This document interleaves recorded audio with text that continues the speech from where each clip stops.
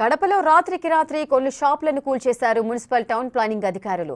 రోడ్డుకు అడ్డంగా ఉన్నాయని నేలమట్టం చేశారు. అధికారుల తీరుపై మాజీ మేయర్ సురేష్ బాబు ఆగ్రహం వ్యక్తం చేశారు. చెప్పా పెట్టకుండా షాపులు కూల్చేయడం అన్యాయమన్నారు.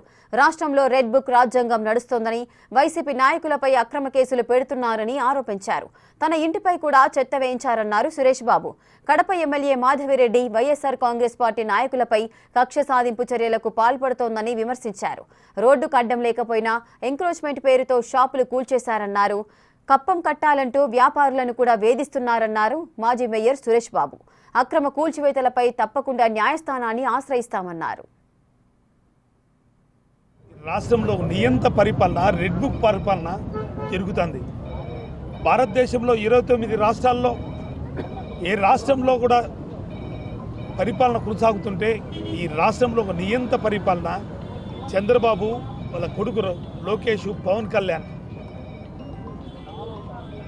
ఈరోజు మన నగరంలో కూడా పూర్తిగా ఆంధ్ర రాష్ట్రంలో ఒక ఎత్తు అయితే కడప నగరంలో ఒక ఎత్తుగా పరిపాలన జరుగుతుంది. శాసనసభ్యురాలకి ఎవరన్నా ఎదురు తిరిగి మాట్లాడితే వాళ్ళ మీద కక్ష సాధింపులు, దౌర్జన్యాలు చేసే కార్యక్రమం మనం చూసాం. కడప నగరంలో ప్రథమ పౌరుడైన మేయర్గా నా ఇంటి మీదనే చెత్త చేసే కార్యక్రమం.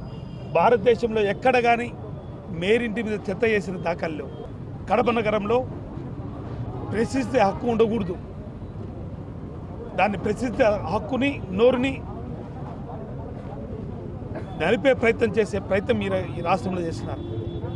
మా పార్టీ వైఎస్ఆర్ అధికార ప్రతినిధి ఇక్కడ ఉండే 19 రూములు, ఈ రూముల్లో అతనికి కూడా రూమ్ ఉందని ఎంతోమంది వైఎస్ఆర్సీపీ రూముల వారికి అందరికీ కూడా అండగా ఉంటాం. అవసరమైతే కోర్టు న్యాయస్థానానికి వెళ్తాం. ఏ నోటీస్ ఇవ్వకుండా ఈ రూములు డెమాలిష్ చేయడం చాలా దారుణమైన విషయం. ఎవరికైనా ఒక హక్కు ఉంటుంది, ముందు నోటీస్ ఇవ్వాలి, దానికి 15 రోజులు టైం ఇవ్వాలి. వాళ్ళు రిమూవ్ చేయకుంటే రిమూవ్ చేయాలి. వ్యక్తిగతంగా వైఎస్ఆర్సీపీ శ్రేణుల మీద కక్ష ఉంటే వాళ్ళ మీద తీర్చుకోవాలి, కానీ రూములు వాళ్ళ మీద అందరి మీద తీర్చుకోవడం చాలా దారుణమైన పరిస్థితి. దీని మీద న్యాయ పోరాటం చేస్తాం.